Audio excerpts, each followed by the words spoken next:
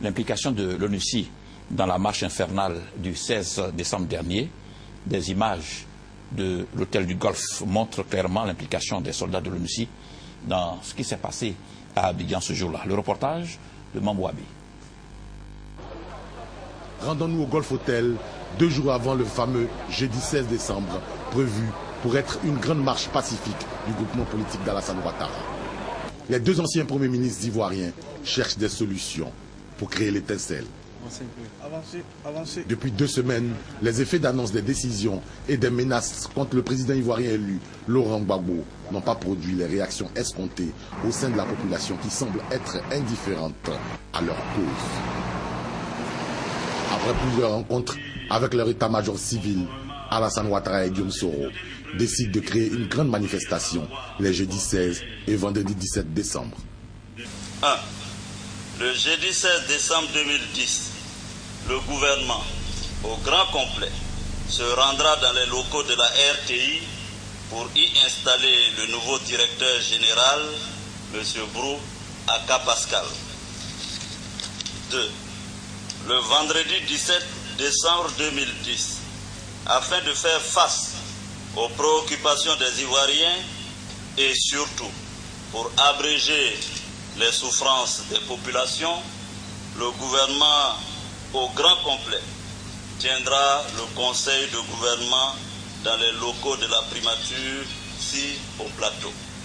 Le ministre Patrick Hachi, porte-parole du groupement politique, donne les contours et la nature de la manifestation devant la presse internationale. Le Premier ministre a adressé, comme je vous l'ai dit, des courriers en tant que ministre de la Défense aux forces de défense et de sécurité qui assurent donc la coordination des marches comme d'habitude. A adressé également un courrier aux forces de l'ONUCI. Vous savez que le mandat de l'ONUCI, c'est de sécuriser et de protéger les civils. Je crois que c'est là le lieu d'insister encore là-dessus. Un courrier leur a été adressé et je n'ai aucun doute qu'ils assureront la sécurité des civils et des citoyens qui participeront à cette marche pacifique. Je rappelle encore une fois de plus qu'il s'agit d'une marche pacifique, de citoyens, de civils.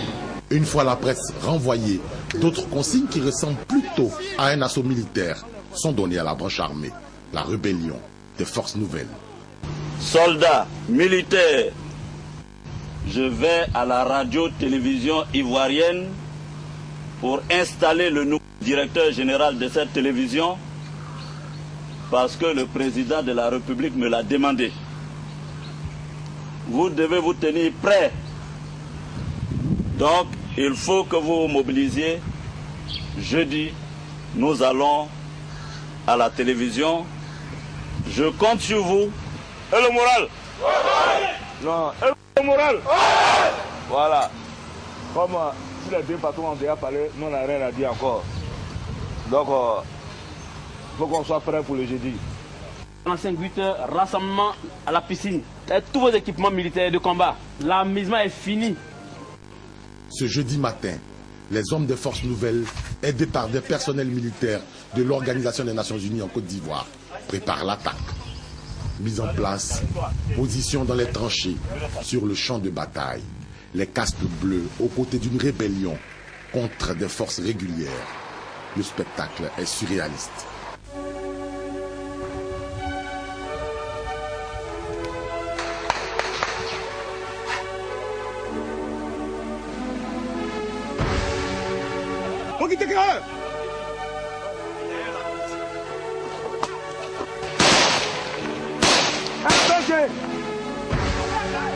RPG 1.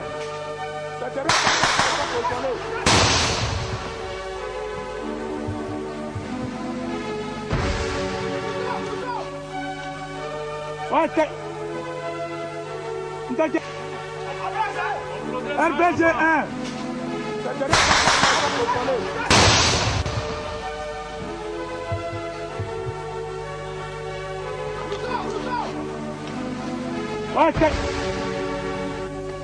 Il faut descendre un peu.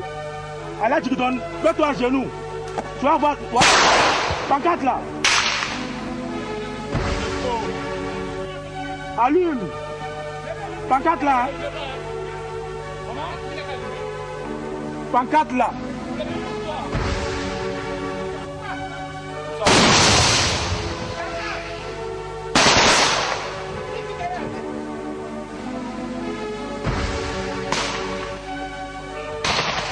Aïe.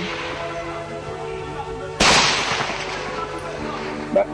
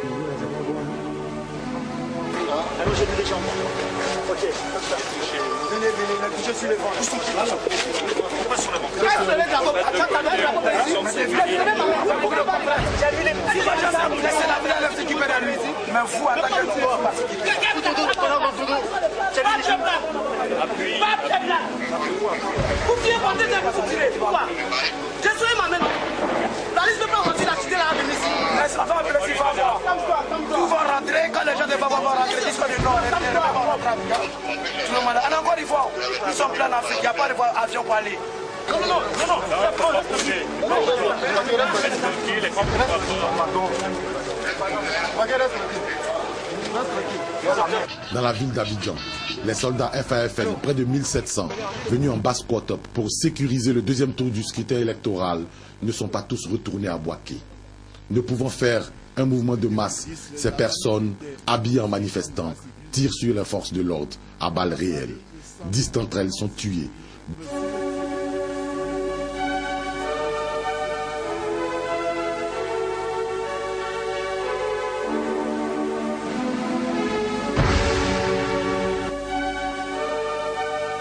D'autres sont calcinés à leur domicile.